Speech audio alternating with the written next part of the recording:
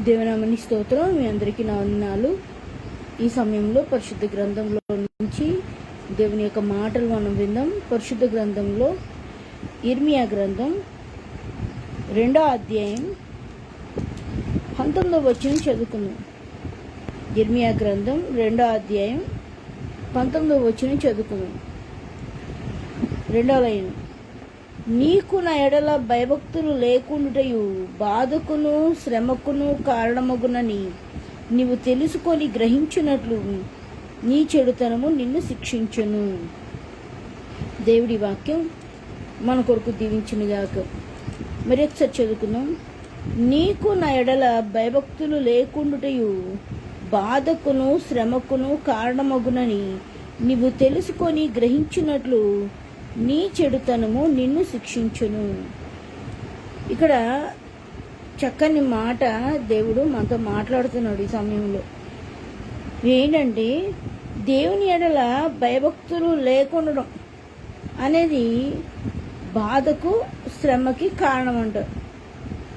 మనకేదైనా బాధ రాగానే, మనకేదైనా శ్రమ రాగానే మనము దిగులు పడిపోతూ ఉంటాం. కానీ కారణం ఏంటో మనకి అట్టే అర్థం కాదు. నాకే ఎందుకు వచ్చింది బాధ, నాకే ఎందుకు రావాలి శ్రమ అని మనం ఆలోచిస్తూ ఉంటాం. కానీ మనకి బాధ కలగడానికి, మనకి శ్రమ రావడానికి కారణం ఏంటని చెప్తున్నాడు దేవుడు. అంటే నీ దేవుడైన యెహోవాను విసర్జించుటయు నీకు నా ఎడల భయభక్తులు లేకుండుటయు కారణం అంట. ఒకటి, దేవుని విసర్జించడం. 2, దేవుని ఎడల భయభక్తులు లేకపోవడం. ఎప్పుడైతే దేవుని ఎడల భయభక్తులు మనకు తగ్గిపోతూ ఉంటాయో మనము క్రమేపీ దేవునికి దూరం అయిపోతూ ఉంటాం. బైబిల్ చదవడం తగ్గించేస్తూ ఉంటాం. ప్రార్థన చేయడం తగ్గిపోతూ ఉంటుంది. రోజు 1 గంట సమయాన్ని దేవునికి ఇస్తున్నాం అనుకోండి, ఒకవేళ ఆ సమయం కూడా ఏం చేస్తూ ఉంటాము, దాటవేస్తూ ఉంటాం.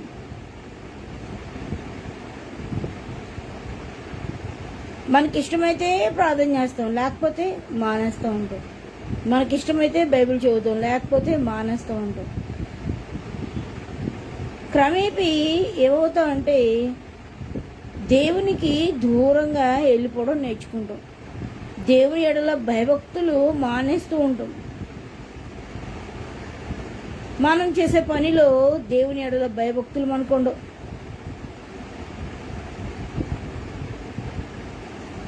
మనలో ఎప్పుడైతే దేవుని ఎడల భయం అనేది తగ్గిపోతుందో, దేవుని పట్ల ఉన్న భక్తి అనేది మనలో తగ్గిపోతూ ఉంటుందో,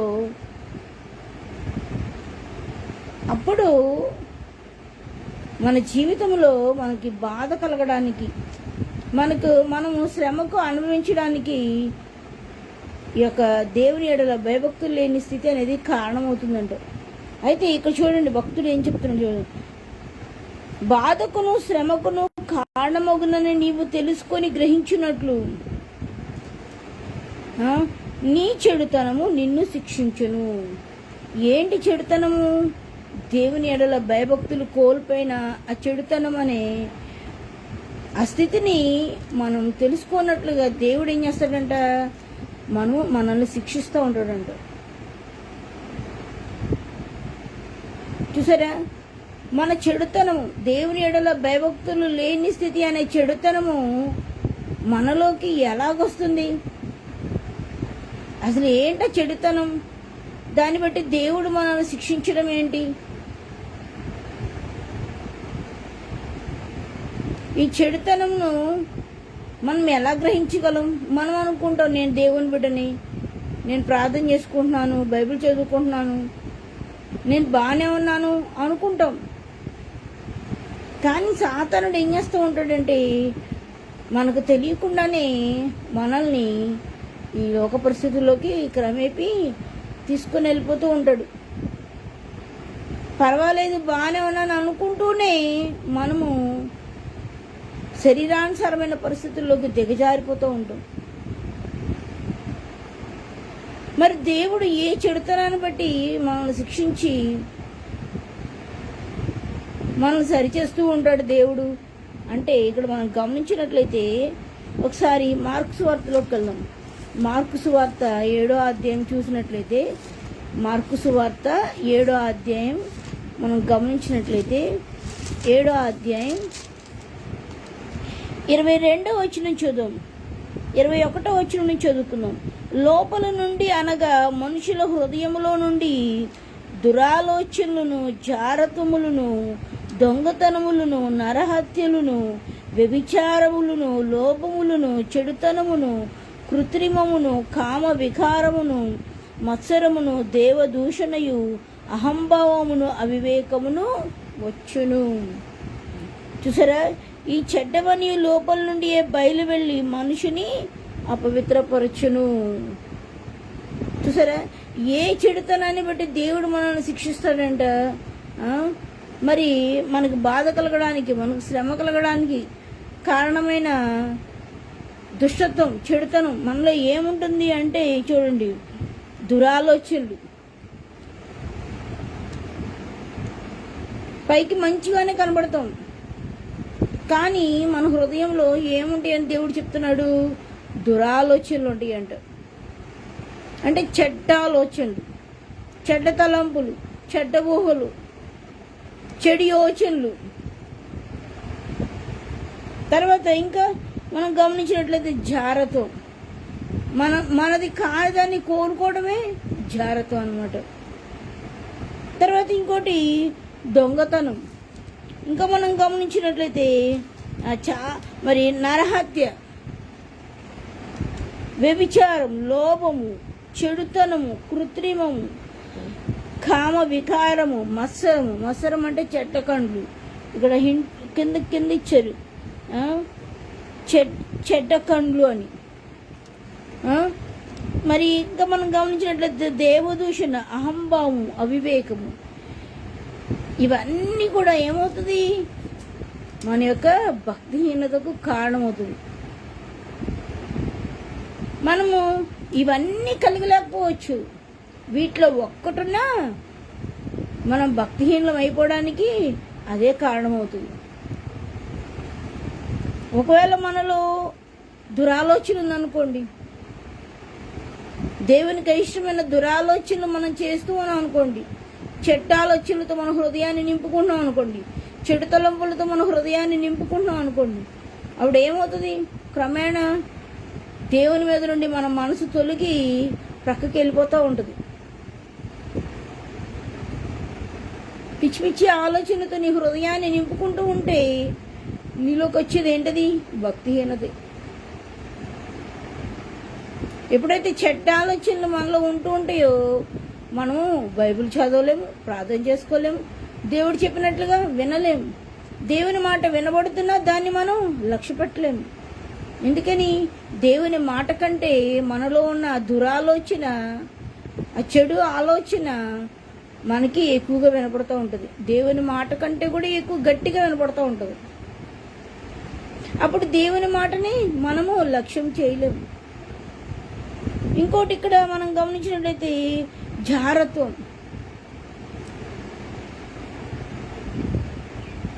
బైబిల్ గ్రంథంలో మనం పరిశీలన చేసినట్లయితే యోసేపు అనే భక్తుడు ఏం చేశాడు, పొతిఫర్ భార్య పాపానికి ప్రేరేపించినప్పటికీ ఆ పాపానికైనా లోబడల, అంటే ఆ జారత్వానికైనా లోబడకుండా పాపంలోకి దూరంగా పారిపోయాడు ఆయన.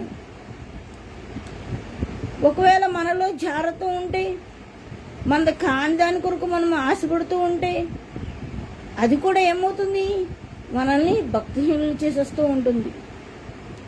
భక్తిహీనులు అయిపోవడానికి కారణమవుతుంది ఈ జారత్వం. ఇంకా మనం గమనించినట్లయితే దొంగతనం. ఇతర వస్తువులను, మన కాని వస్తువులను దొంగిలించే ఆ స్థితి కూడా మంచి పద్ధతి కాదు.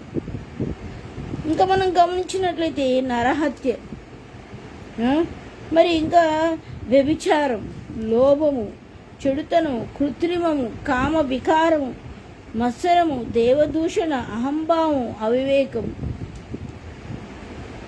మనలో ఏ చెడుతనం మనలో ఉందో మనం గమనించుకోవాలి. ఇక్కడ ఇవ్వబడిన కొన్ని యొక్క మనల్ని అపవిత్రపరిచేవి, దేవుని నుంచి మనల్ని దూరం చేసేవి. ఈ దినాన ఏది నీ హృదయంలో ఉందో దాన్ని నువ్వేం చేయాలి? పరిశీలన చేయాలి. దేవా, ఒకవేళ నాలో దురాలోచన ఉందేమోనైనా నన్ను క్షమించునైనా,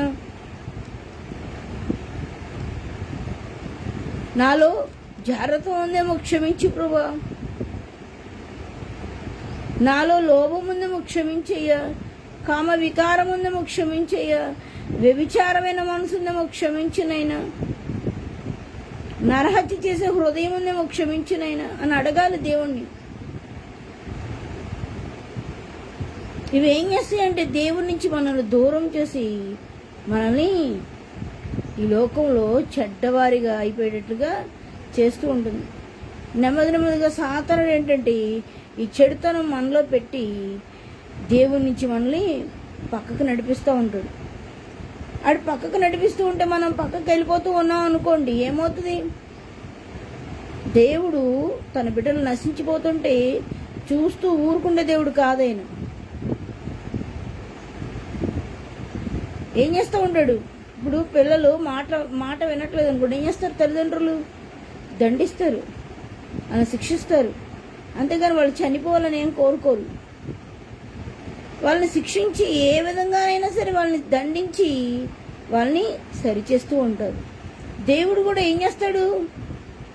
మనలో ఈ విధమైన శరీర కార్యాలు మనలోకి వచ్చి మనం దేవునికి దూరం అయిపోతూ ఉంటే దేవుడు చూస్తూ మెన్నకుండిపోడు. తన బిడ్డల్ని తన వైపు ఎలా తిప్పుకోవాలో దేవునికి బాగా తెలుసు. మనల్ని చేసింది ఎవరు? ప్రభువైన యేసుక్రీస్తు, తండ్రి అయిన దేవుడు మనల్ని చేశాడు. దేవుడే మనల్ని చేసినప్పుడు మనలో ఉన్న లోపం ఏమిటో ఆయన కూడా ఎరుగున్నాడు. ఆయన మన లోపాన్ని ఎలా చక్కదిద్దితే మనం సరవుతామో దేవునికి తెలుసు. కాబట్టి దేవుడు కూడా ఏం చేస్తూ ఉంటాడు? మనల్ని బాధకు అప్పగిస్తూ ఉంటాడు, శ్రమకు అప్పగిస్తూ ఉంటాడు. అమ్మో, నాలో ఈ యొక్క అపవిత్రత వచ్చింది, నాలో ఈ చెడుతనం వచ్చింది, కాబట్టి నన్ను నేను సరిచేసుకోవాలి, మరలా నేను సరవ్వాలి. మనం తెలుసుకొని గ్రహించినట్లుగా దేవుడు మన యొక్క చెడుతనాన్ని బట్టి దేవుడు మనల్ని శిక్షిస్తాడంట. చూసారా? ఇంకా మనం గమనించినట్లయితే లూకాసు వార్తలోకి వెళ్దాం. లూకాసు వార్త గమనించినట్లయితే లూకాసు వార్త 11వ అధ్యాయం చూసినట్లయితే లూకాసు వార్త 11వ అధ్యాయం 38వ వచనం చూద్దాం. 38వ వచనం, 11వ అధ్యాయం 38వ వచనం. ఆయన భోజనమునకు ముందుగా స్నానము చేయలేదని ఆ పరిసయ్యుడు చూచి ఆశ్చర్యపడెను.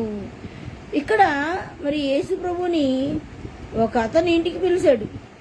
అతను ఎవరంటే ఒక పరిసయ్యుడు. ఆ పరిసయ్యుడు భోజనానికి యేసు ప్రభుని ఇంటికి పిలిచి యేసు ప్రభు భోజనానికి కూర్చుండగానే ఆయన ఏం ఆలోచిస్తున్నాడు? ఎలా ఆశ్చర్యపోతున్నాడు? ఏంటి, యేసు ప్రభు స్నానం చేయకుండా భోజనానికి కూర్చున్నాడు ఏంటి అని తనలో తను ఆశ్చర్యపడిపోతున్నాడు. యేసు ప్రభు మన అంతరంగా మన చూసే దేవుడు ఆయన కానీ చూసే దేవుడు. మనలో ఏ విధమైన ఆలోచనలు ఉన్నాయో ఆయన గమనించే దేవుడు. మనము దేవుని ఎదుట ఎలా ఉన్నామో ఆయన తేటగా గ్రహించగలిగిన దేవుడు. ఇక్కడ మనం చూసినట్లయితే ఆయన భోజనమునకు ముందుగా స్నానము చేయలేదని ఆ పరిసయ్యుడు చూచి ఆశ్చర్యపడెను. 30వ వచనం, 39వ వచనం. అందుకు ప్రభు ఇట్లా, నేను పరిసయ్యులైన మీరు గిన్నెయు పళ్ళెమును వెలుపల శుద్ధి చేయుదురు, కానీ మీ అంతరంగము దోపుతోను చెడుతనముతోనూ నిండి ఉన్నది. చూసారా? అతను ఇంకా అడగల, ఆశ్చర్యపడుతున్నాడు స్నానం చేయలేదని. వెంటనే వేసి గమనించి ఏమన్నాడు? అందుకేసి ఏమన్నాడు? మీరు పళ్ళెం వెలుపల శుభ్రం చేస్తున్నారు, ఒక వస్తువుకి వెలుపల శుభ్రం చేస్తున్నారు. అంటే ఏంటంటే వస్తువుల గురించి కాదు కానీ మనుషుల గురించే మాట్లాడుతున్నారు. అందరు చూసే విధముగా మనము చక్కగా నీట్గా తయారవ్వచ్చు, శుభ్రంగా కనబడవచ్చు మనుషులకి. కానీ మన అంతరంగంలో దాగి ఉన్న మురికిని ఎవరు చూడగలరు? ప్రభువైన యేసుక్రీస్తు మాత్రమే చూడగలరు. ఆయన ఒక్కడే, ఆయన మాత్రమే మన హృదయాన్ని తేటగా చూస్తున్న దేవుడు ఆయన. ఈ దినాన నిన్ను నన్ను కూడా గమనించగలిగిన దేవుడు ఆయన. చూసారా? అందుకే దేవుడు అంటున్నాడు ఇక్కడ, ఏమని అంటున్నారంటే, మీ అంతరంగము దోపుతోనూ చెడుతనముతోనూ నిండి ఉన్నది. మీరేం పైకి చాలా హుందాగా కనబడుతున్నారు, కానీ మీ అంతరంగంలో ఎలా ఉంది? చాలా చెడుతనముతో నిండి ఉంది అంటున్నాడు దేవుడు. ఈరోజు మనం పైకి చక్కగానే కనబడుతున్నాం, చాలా నీట్గా, చాలా అందంగా మనం కనబడుతున్నాం, కానీ మన అంతరంగం ఎట్లా ఉంది? ఇది దేవునికి మన యొక్క హృదయం అంగీకారముగా ఉందా? మన అంతరంగము దేవుని ఎదుట అంగీకారముగా ఉందా? ఏ చెడుతనంతో మన హృదయం నిండి ఉన్నది? మనల్ని ఎవరు చూడట్లేదులే, నేను బాగానే ఉన్నానులే, నేను పర్వాలేదులే అనుకుంటున్నావా? నన్ను ఎవరు చూడట్లేదులే అనుకుంటున్నావా? జాగ్రత్త సుమా. మనల్ని ఏసయ్య మన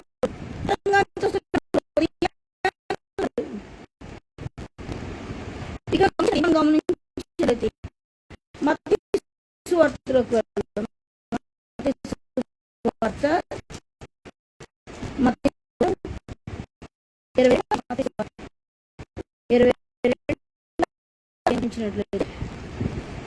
రెండో అధ్యాయం చూసినట్లయితే 18వ వచనం చూద్దాం. 22వ అధ్యాయం మనం గమనించినట్లయితే 18వ వచనం చూద్దాం. తమ శిష్యులు యేసు వారి చెడుతనం ఎరిగి, వేషధారులారా నన్నెందుకు శోధించుచున్నారు? చూసారా? యేసు ప్రభు చక్కగా మాట్లాడుతున్నారు. యేసు ప్రభు అంట వాళ్ళ చెడుతనాన్ని ఎరిగిన వాడుకున్నాడంట. ఎరిగి వాళ్ళతో ఏం మాట్లాడుతున్నారు అంటే, మీరెందుకు నన్ను శోధిస్తున్నారు?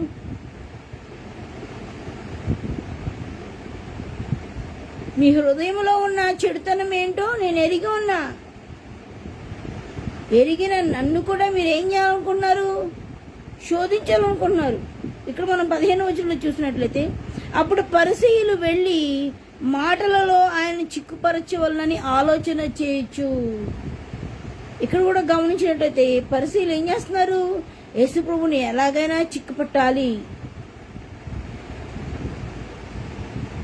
ఎలాగోలా ఆయన మాటల్లో చిక్కించుకోవాలి, ఆయన ఇబ్బంది పెట్టాలి అన్నట్లుగా ఆయన దగ్గరికి వచ్చారు. యేసు ప్రభు వాళ్ళ హృదయాలు, వాళ్ళ యొక్క అంతరంగం ఎరిగిన దేవుడిగా ఉండి వాళ్ళతో తేటగా మాట్లాడుతున్నాడు. మీరెందుకు నన్ను శోధించాలనుకుంటున్నారు? యేసు ప్రభుని మనం శోధించగలమా? చూసారా? ఆయన యేసు ప్రభు మన యొక్క చెడుతనాన్ని ఎరిగిన దేవుడుగా ఉన్నాడు. నేను చాలా మంచిదాన్ని, నేను చాలా మంచోడిని అనుకుంటూ ఏ ముసుగులో మనం బ్రతికేస్తున్నామో, ఏ యొక్క అవిధేయతలో మనం నశించిపోతున్నాము, ఏ విధంగా నటన జీవితాన్ని కలుగున్నాము. జాగ్రత్త సుమా. దేవుడు సమస్తమును ఎరిగిన దేవుడు, మన చెడుతనాన్ని ఎరిగిన దేవుడు.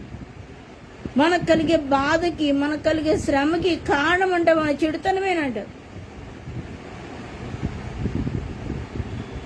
ఇక్కడ మనం గమనించినట్లయితే ఇంకో మాటను చూద్దాం. మనం అపోస్తల కార్యముల గ్రంథం చూసినట్లయితే, అపోస్తల కార్యముల గ్రంథం చూసినట్లయితే 3వ అధ్యాయం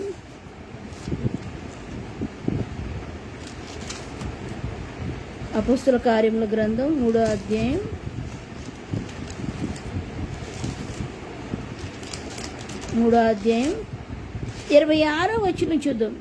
దేవుడు తన సేవకుని పుట్టించి మీలో ప్రతివానిని దుష్టత్వం నుండి మళ్లించటం వలన మిమ్మల్ని ఆశీర్వదించుటకు ఆయనను మొదట మీ యొద్దకు పంపానని చెప్పాను. చూసారా, దేవుడు ఎంత గొప్ప దేవుడు, మనల్ని ఎంతగా ప్రేమిస్తున్నాడు. ఇక్కడ మనం గమనించినట్లయితే దేవుడు తన సేవకుని పుట్టించి, ఎవరు దేవుని యొక్క సేవకుడు అంటే ప్రభువైన యేసుక్రీస్తు. ప్రభువైన యేసుక్రీస్తుని నీ కొరకు నా కొరకు ఈ లోకానికి పంపించాడంట దేవుడు. ఎందుకు అంటే దుష్టత్వం నుండి మళ్లించటం వలన మిమ్మల్ని ఆశీర్వదించు. దేవుని అంటే నేను ఈ లోకంలో ఆశీర్వదించబడాలనే దేవునికి ఇష్టం. మనందరం కూడా ఆశీర్వాదకరంగా బ్రతకాలని ఆయనకి ఇష్టం. ఆశీర్వాదకరంగా బ్రతకాలి అంటే మనలో ఉన్న దుష్టత్వం నుంచి మనం విడిపించబడాలి. మనలో ఏ చెడైతే దేవునికి అయిష్టమైనది ఏది మన హృదయంలో దాగి ఉందో ఆ చెడుతనం నుంచి మనం విడిపించబడినప్పుడు మనము ఆశీర్వాదం పొందిన వారంగా ఉండగలం. మనం ఆశీర్వాదం పొందిన వారముగా ఉండాలని తండ్రి అయిన దేవుడు కుమారుడైన యేసుక్రీస్తుని ఈ లోకంలోకి పంపించాడు, ఆయన పుట్టించాడు. మరి అది మనం గ్రహించగలుగుతున్నామా? అయ్యో, నేను చెడుతనంలో నశించిపోతున్నాను, నా చెడుతనాన్ని బట్టి నాకు బాధలు కలుగుతున్నాయి, నా చెడుతనాన్ని బట్టి నాకు శ్రమలు కలుగుతున్నాయి, దేవుని ఎడల భయభక్తులు లేకపోవడం వల్ల నేను ఇలాగ అయిపోయాను అని మనల్ని మనం గ్రహించుకుంటున్నామా అంటే సాతానుడు ఆ గ్రహింపు మనకి ఇవ్వట్లే. ఎంతసేపు మనకు బాధ రాగానే, మనకు శ్రమ రాగానే మనము దేవుని మీద ఆయాసపడిపోతూ ఉన్నాం. దేవుడికి నేనే దొరికేనా, నాకే రావాలా ఈ బాధ, నాకే రావాలా ఈ కష్టం, నాకే రావాలా ఈ శ్రమ అని ఏం చేస్తున్నావు? దేవుని తృణీకరిస్తూ ఇంకా దేవునికి దూరం అయిపోతూ సాతానికి సమీపమైపోతున్నాం. కానీ దేవుని యొక్క ఆలోచన ఏమిటి? దుష్టత్వం నుంచి విడిపించి మనల్ని ఆశీర్వదించాలని తండ్రి అయిన దేవుడు కుమారుడైన యేసు ప్రభువుని ఈ లోకానికి పంపించాడు. అదేం చేయాలి? మనం గ్రహించాలి. గ్రహించి మన పాపం నుంచి మనం విడిపించబడే విధంగా మనల్ని మన హృదయాన్ని సిద్ధపరచుకోవాలి. ఏ చెడుతనం ద్వారా నీ హృదయము దేవుని ఎదుటి నుండి తొలగిపోయి దేవునికి దూరం అయిపోతుందో, సాతానుడు ఏ విధంగా నేను దేవుని నుంచి దూరం చేస్తున్నాడో ఇది నువ్వు గ్రహించుకోవాల్సిన వ్యక్తివై ఉన్నావు. నిన్ను సరి చేసుకోవాల్సిన వ్యక్తిగా నువ్వు సిద్ధపరచుకో నీ హృదయాన్ని. ఇంకా మనం గమనించినట్లయితే రోమపత్రిక వచ్చేద్దాం. రోమపత్రిక 1వ అధ్యాయం మనం గమనించినట్లయితే చక్కగా మాట చెప్తున్నాడు దేవుడు. 1వ అధ్యాయం 29వ వచనం చూద్దాం. 29వ వచనం మనం చూసినట్లయితే, అట్టివారు సమస్తమైన దుర్నీతి చేతను, దుష్టత్వం చేతను, లోభము చేతను, ఈర్ష చేతను నిండుకొని మత్సరము, నరహత్య, కలహము, కపటము, వైరమను వాటితో నిండిన వారై చూసారా, కొండగాండ్రును, అపవాదకులను, దేవద్వేషులను, హింసకులను, అహంకారులను, బెంకములాడువారును, చెడ్డవాటిని కల్పించువారును, తల్లిదండ్రుల కవిదేలును, అవివేకులను, మాట తప్పువారును, అనురాగ రహితులను, నిర్దయులునైరి. చూసారా, ఇటు కార్యములు అభ్యసించువారు మరణమునకు తగినవారు అను దేవుని న్యాయ విధిని వారు బాగా ఎరిగియుండి వాటిని చేయుచున్నారు. దేవుడు ఎలాంటి వాడో, దేవుని నుండి మనం తప్పిపోతే దేవుడు ఎలాగా మనల్ని బాధకు అప్పగించి, శ్రమకు అప్పగించి మనల్ని సరిచేస్తాడో తెలిసి ఉండి కూడా ఏం చేస్తూ ఉంటారంట? తప్పిపోతూ ఉంటారంట. చూసారా, అంటే ఏంటనమాట, దేవునికి చోటు ఇవ్వరు. చోటు ఇవ్వకుండా ఇక్కడ చదవబడిన వాటన్నిటికీ చోటిస్తూ దేవుని న్యాయాన్ని ఎరిగిండు కూడా వీరేం చేస్తూ ఉంటారంటే చెడుతనముతో వారి హృదయాన్ని నింపుకుంటూ ఉంటారంట. మనము ఈ దినాన దేవుని న్యాయ విధిని ఎరిగి ఉండి కూడా మనం కూడా దేవుని అందులో భయభక్తులు లేకుండా జీవిస్తున్నామేమో.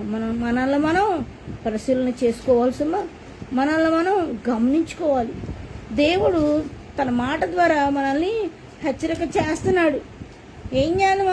మనల్ని మనం గ్రహించుకోవాలి, మనల్ని మనం సరిచేసుకోవాలి, మనల్ని మనం సరిదిద్దుకోవాలి, చక్కదిద్దుకోవాలి.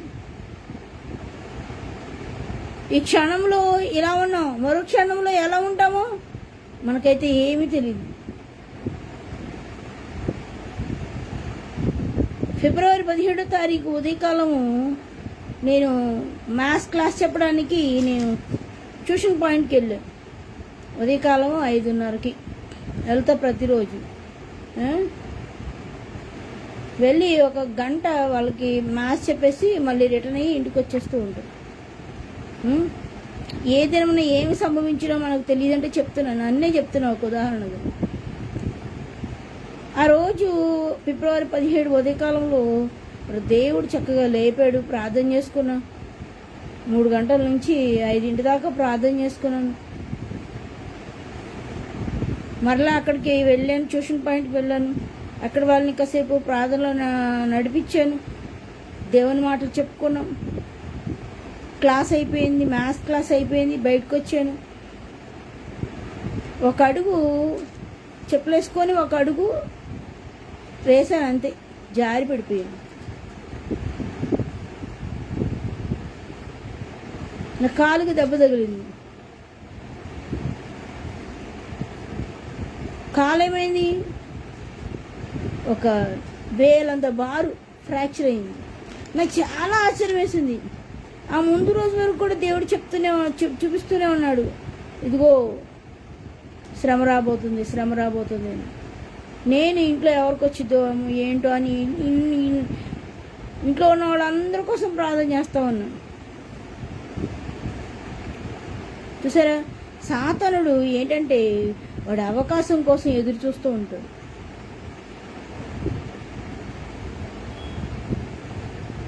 ఆ శ్రమ, ఆ బాధ, ఆ కష్టం నేను దేవునికి మరింత దగ్గరగా నడవడానికి నాకు సహాయపడింది. ఆ గాయం, దేవుడు ఆ గాయాన్ని కట్టాడు. దేవుని స్తోత్రం. కానీ ఒక బాధ మనకి ఎందుకు ఎదురవుతుంది, ఒక శ్రమ మనకి ఎందుకు ఎదురవుతుంది అంటే మనల్ని సరిచేయడానికి, మనల్ని సరిదిద్దడానికి, మన యొక్క భక్తిహీనతను పోగొట్టడానికి, మరలా మనం దేవునికి దగ్గరవ్వడానికి, దేవుని ఎదుట మనల్ని మనం సరిచేసుకోవడానికి శ్రమ అనేది మన జీవితంలో అనుమతించబడుతుంది. ఆ సమయంలో నిజంగానే నేను కూడా ఈ 10th వాళ్ళకి మ్యాథ్స్ చెప్పడమే ప్రాముఖ్యంగా పెట్టుకున్నా. ఆ పనే నేనంటే క్రమేణా ప్రార్థనలో తగ్గాను, వాక్యం చదవడంలో తగ్గాను. ఇంకా నాకు గురంతా ఆ 10th క్లాస్ పిల్లల మీదే పెట్టా మనసు అంతా. వాళ్ళకి ఎగ్జామ్స్ వచ్చేస్తున్నాయి, వాళ్ళకి ఏం డౌట్ అడుగుతారు, నేను బాగా ప్రిపేర్ అవ్వాలి, వాళ్ళకి చెప్పాలి, నేను తరోగా ఉండాలి అని ఇట్లాంటి ఆలోచనలతో నెమ్మదిగా ఏం చేస్తున్నాను, సాతానికి దగ్గర అవుతున్నా. అది చేసే పని కూడా, మ్యాథ్స్ చెప్పడం కూడా అది దేవుడిచ్చిన గిఫ్టే నాకు. దేవుడు నాతో మాట్లాడి నాకు ఇచ్చాడు దేవుడు ఆ గిఫ్ట్ని. నేను మ్యాథ్స్లో పరమమొద్దుని. మా టీచర్ ఎప్పుడు చెప్పేది, గోడకన్నా లెక్కలు చెప్పొచ్చు కానీ ఈ సునీతకు అస్సలు లెక్కలు చెప్పలేము అనేది. అలాంటి నన్ను దేవుడు నాతో మాట్లాడాడు, రాజకుమార్తె అని మాట్లాడి అప్పుడు దేవుడు నాకు మ్యాథ్స్ గిఫ్ట్గా ఇచ్చాడు దేవుడు.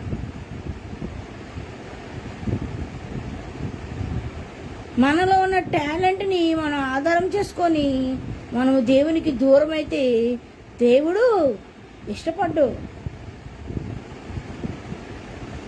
మనం ఈ లోకంలో ఎన్ని కలుగున్నా అవి ఏవి దేవునికి ప్రాముఖ్యమైనవి కాదు. నువ్వు దేవుని బిడ్డగా దేవునికి దగ్గర అవ్వడమే ఆయనకి బాగా ఇష్టం. దేవుడు చెప్పినట్లుగా అడుగు వేయడమే ఆయనకి ఇష్టం. దేవుడు చెప్పినట్లుగా నడుచుకోవడమే ఆయనకి ఇష్టం. మనకిష్టమైనట్లుగా మనం నశించిపోతూ ఉంటే దేవుడు చూస్తూ ఊరుకోడు. ఆయన ఏం చేయమంటున్నాడో మనం అది చేయడానికే మనం సిద్ధపడాలి. దేవుడు కూర్చోమంటే మనం కూర్చోవాలి, నడవమంటే నడవాలి, వద్దు అంటే ఆగాలి. అలాంటి భక్తి జీవితంలోకి మనం ప్రయాణం చేయాలి. సాతానుడు ఏంటంటే మనల్ని మాత్రం ఏం చేస్తూ ఉంటాడు, దేవునికి దూరం చేసే పనిలోనే ఉంటాడు. ఏదో ఒక విధంగా వాడు మనకు గాలం వేస్తాడు, ఆ గాలంలో మనల్ని చిక్కించుకుంటాడు. ఆ వల నుంచి ఎక్కడికి తప్పిపోకుండా మన చుట్టూ అనేక వలలు వేస్తూ ఉంటాడు. మనం ఏం చేస్తూ ఉంటాము, ఆడి వలను గ్రహించకుండా మనం ఏం చేస్తూ ఉంటాం, క్రమేణా వాటిలో ఇరికిపోతూ ఉంటాం. దేవునికి అయిష్టమైన విధంగా సాతానుడు మనల్ని మలిచేస్తూ ఉంటాడు. అందుకనే ఎప్పటికప్పుడు మన ప్రార్థనా జీవితాన్ని సరిచేసుకుంటూ ఉండాలి. దేవునికి బాగా దగ్గరవుతూ ఉండాలి. అంటే ఏం పని పట్ట చేయొద్దని చెప్పేది అది కాదు, పని చెయ్యాలి. మనం ఈ లోకంలో ఉన్నాం కాబట్టి మన శరీరం నిత్యము కష్టపడుతూనే ఉండాలి. మనం కష్టపడుతూ ఉండాలి. అదే విధముగా దేవుని కొరకు కూడా ప్రయాసపడుతూ ముందుకు సాగేవారలాగా ఉండాలి. ఈ లోకంలో ఏ పని పాట లేకుండా ఊరికే కూర్చోమని నేను చెప్పట్లా, కానీ మనం బహుగా ప్రయాసపడుతూ దేవుని కొరకు బహుగా ప్రయాసపడుతూ మన జీవితాన్ని శరీరపరంగా మనం శరీరానుసారంగా కూడా ఈ లోకంలో మనకి ఏ పని ఇచ్చాడు దేవుడు ఆ పనిలో మనం ముందుకు సాగుతూ ఈ లోక పని కంటే కూడా దేవుని పనిని ముందు పెట్టుకొని మనం ముందుకు సాగుతూ ఉన్నప్పుడు మన ప్రయాణంలో ప్రతి పనిని దేవుడు సులువు చేస్తాడు. అలా కాకుండా దేవునికి చోటు ఇవ్వకుండా మనం మనలో సమస్తమైన దుర్నీతి చేత, చెడుతనము చేత, తర్వాత దుష్టత్వం చేత, లోభము చేత, ఈర్ష్య చేత తర్వాత మనం నిండుకుని ఉంటే ఏమవుతుందంటే మనము దేవునికి అయిష్టమైన వ్యక్తులం అయిపోతూ ఉంటాం. ఈ దినాన దేవునికి అయిష్టమైన వ్యక్తిగా నువ్వు తయారవ్వడానికి, నువ్వు నిత్యం బాధకి శ్రమకి గురవ్వడానికి ఎదురైన భక్తిహీనమైన పరిస్థితులు ఏమిటో ఒకసారి వాటిని పరిశీలన చేసుకొని మనం ఏం చేయాలి, దేవుని ఎదుట వాటిని మనం సరిచేయాల్సిన వ్యక్తులంగా ఉన్నాం. ఇంకో మాట చూద్దాం. మత్తయి సువార్తలో మనం గమనించినట్లయితే 6వ అధ్యాయంలో చూద్దాం. మత్తయి సువార్త 6వ అధ్యాయం చూసినట్లయితే మనం గమనించినట్లయితే మత్తయి సువార్త 6వ అధ్యాయం చూసినట్లయితే 34వ వచనం చూద్దాం. రేపటిని గూర్చి చింతింపకుడి, రేపటి దినము దాని సంగతులను గూర్చి చింతించును, ఏ నాటి కీడు ఆ నాటికి చాలును. కొంతమంది ఉంటారు, ఏం చేస్తూ ఉంటారు, ప్రతి చింత వాళ్ళు నెత్తినేసుకుంటూ ఉంటారు, ప్రతి భారాన్ని వారు నెత్తినేసుకుంటూ ఉంటారు. ఈ లోక చింతలతో, ఈ లోక మరి బాధలతో, శ్రమలతో, కష్టాలతో, ఇబ్బందులతో నలిగిపోతూ ఏం చేస్తూ ఉంటారు, దేవుని వైపు చూడరు. నువ్వు ఈ లోక చింతను కలుగున్నా కానీ అది కూడా ఏమవుతుంది, భక్తిహీనతకే కారణమవుతుంది.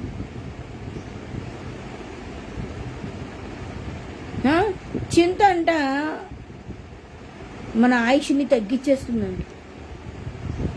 ఎప్పుడైతే నువ్వు దేవుని మీద ఆధారపడకుండా ఉంటావో నీ ఆయుష్కాలం ఏమవుతుంది, నెమ్మదిగా తగ్గిపోతూ ఉంటుంది. అందుకే దేవుడు చెప్తున్నాడు, ఏ నాటి కీడు ఆ నాటికి చాలు. ఈరోజు నువ్వు అనుభవించిన కీడుని రేపు నువ్వు అనుభవించకుండా ఉండాలి అంటే నువ్వేం చేయాలి, ఈ దినమే నువ్వు దేవునికి లోబడాలి, ఈ దినమే నువ్వు దేవునికి అంగీకారంగా ఉండాలి, ఈ దినమే నువ్వు దేవుని ఎదుటికి మళ్ళుకోవాలి. ఏ విధంగా నువ్వు దేవుని ఎడల భయభక్తులు లేని స్థితిలో ఉన్నావో, దేని బట్టి లోకంలోకి పాపంలోకి జారిపోతున్నావో ఆ పరిస్థితిని గ్రహించుకొని నువ్వు దేవునితో ఏమవ్వాలి, మళ్ళాలి సుమా. మళ్ళీ దేవుని కొరకు అడుగులు వేసేవారముగా మనం ఉండాలి. దేవుడు చెప్తున్న హెచ్చరికని మనం గమనించాలన్నమాట. మరి ఇంకా మనం గమనించినట్లయితే, ఇంకా మనం చూసినట్లయితే ఇంకొక మాట చూద్దాం. ఎఫెసీ పత్రిక చూద్దాం. ఎఫెసీ పత్రిక మనం చూసినట్లయితే ఎఫెసీ పత్రిక 6వ అధ్యాయం, ఎఫెసీ పత్రిక 6వ అధ్యాయం 12వ వచనం చూద్దాం. 6వ అధ్యాయం, ఎఫెసీ పత్రిక 6వ అధ్యాయం 12వ వచనం చూద్దాం. 12వ వచనం, ఏలయనగా మనము పోరాడినది శరీరులతో కాదు గాని ప్రధానులతోనూ అధికారులతోనూ ప్రస్తుత అంధకార సంబంధముగు లోకనాథులతోనూ ఆకాశ మండలమందున దురాత్మల సమూహముతోనూ పోరాడుచున్నాము. మన భక్తి జీవితంలో పోరాటం ఉంది. దేంతో పోరాటం? ఆకాశ మండలమందున దురాత్మల సమూహముతో. దురాత్మల సమూహం అంటే చెడుతనానికి సంబంధించిన దురాత్మలు ఉంటాయి. దేవుని వైపు నుంచి మన హృదయాన్ని చెడ్డగా మళ్లించి మనతో చెడుతనము చేయించే ఆ దురాత్మల యొక్క బంధకాల నుంచి విడుదల కొరకు మనము నిత్యము పోరాటం చేయాలి. మన భక్తి జీవితంలో మనకు ఒక పోరాటం ఉంది. అదేంటంటే సాతానుతో పోరాటం. అది మనం నిత్యము కూడా అలర్ట్గా ఉండాలి. మన భక్తి జీవితంలో మనం అలర్ట్గా ఉంటాం, నేర్చుకోవాలి. ఎప్పుడైతే మనం అలర్ట్గా ఉంటామో అప్పుడు ఏమవుతాం? మనం సాతాన్ని జయించగలుగుతాం, భక్తిహీనతని జయించగలుగుతాం. మనం బాధకి గురవ్వకుండా ఉంటాం, శ్రమకి గురవ్వకుండా ఉంటాం, దేవుని విసర్జించకుండా ఉంటాం. అందుకే దేవుడు చక్కని మాట చెప్తున్నాడు. ఇక్కడ మనం గమనించినట్లయితే 12వ వచనంలో, మనము పోరాడున్నది దేంతో? దురాత్మల సమూహముతో. మన కంటికి కనబడని దురాత్మలు ఎన్నో ఉన్నాయి, మన చుట్టూ ఉన్నాయి. అవి ఏం చేస్తూ ఉంటాయి? మన మీద ప్రెజర్ పెడతా ఉంటాయి, ఒత్తిడి చేస్తూ ఉంటాయి. ఏదో ఒక పాపానికి, ఏదో ఒక అవిధేయతకి, ఏదో ఒక అతిక్రమానికి మనం లోబడిపోయే విధముగా, వాటిలో మనం జారిపోయే విధముగా సాతానుడు ఏం చేస్తూ ఉంటాడంటే మనల్ని నిత్యము ప్రేరేపిస్తూ ఉంటాడు. మనం ఏం చేయాలి? మనల్ని మనం గ్రహించుకోవాలి. మనల్ని మనం గ్రహించుకొని మనం ఏం చేయాలి అంటే సాతానుతో యుద్ధములో మనం గెలిచే వరంగా ఉండాలి. దేవుని సహాయం మనం కోరుకోవాలి. దేవా, నేను ఈ పరిస్థితిలో జారిపోతున్నానయ్యా, నేను ఈ పరిస్థితిలో దిగబడిపోతున్నానయ్యా, ఈ పరిస్థితి నుంచి నేను లేవలేకపోతున్నానయ్యా, నాకు సహాయం చేయి ప్రభువా, నన్ను పైకి లేపు ప్రభువా, ఈ దురాత్మల ప్రభావం నుంచి, చెడుకు ప్రేరేపిస్తున్న ఈ దురాత్మల ప్రభావం నుంచి నన్ను విడిపించేయ్యా. ఏ చెడుతనాన్ని బట్టి నా మీదకి శిక్ష రానేయందో ఆ చెడుతనం నుంచి నన్ను విడిపించేయ్యా. క్లియర్గా చెప్పాలి దేవునికి. ఏ చెడుతనం మనలో ఉందో ఆ చెడుతనం మనకు తెలుసు. మన మనస్సాక్షి మనకు చెప్తూనే ఉంటుంది నీలో ఏ చెడుతనం ఉందో. జాగ్రత్త సుమా, నువ్వు దాచిపెట్టినంత మాత్రాన దేవునికి తెలియదు అనుకోబాక. నీలో ఏ దుష్టత్వం ఉందో, ఏ చెడుతనం ఉందో, ఏ దురాత్మతో నువ్వు నిత్యము పోరాడుతూ దాని చేతిలో ఓడిపోతున్నావో దాని విషయంలో దేవుని సహాయం కోరుకోవాలి. ఇందాక మనం చూసాం, పరిసయ్యులు యేసుప్రభు స్నానం చేయకుండా కూర్చున్నాడని చెప్పేసి, భోజనాన్ని కూర్చోడని చెప్పేసి అలా ఆశ్చర్యపడిపోతుంటే దేవుడు చక్కగా చెప్తున్నాడు. ఏమని?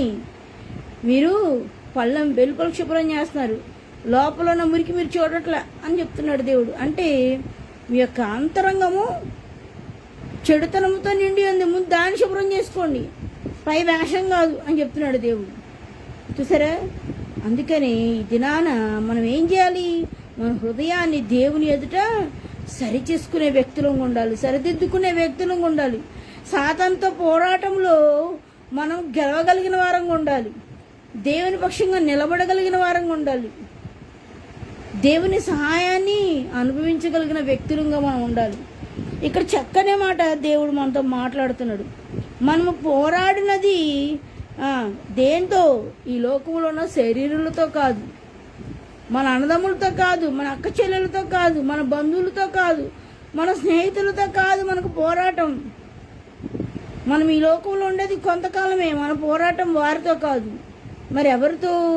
దురాత్మల సమూహముతో, చెడుకు ప్రేరేపించే ఆ దురాత్మల సమూహముతో, మనల్ని భక్తిహీనులుగా చేసే ఆ దురాత్మల సమూహముతో.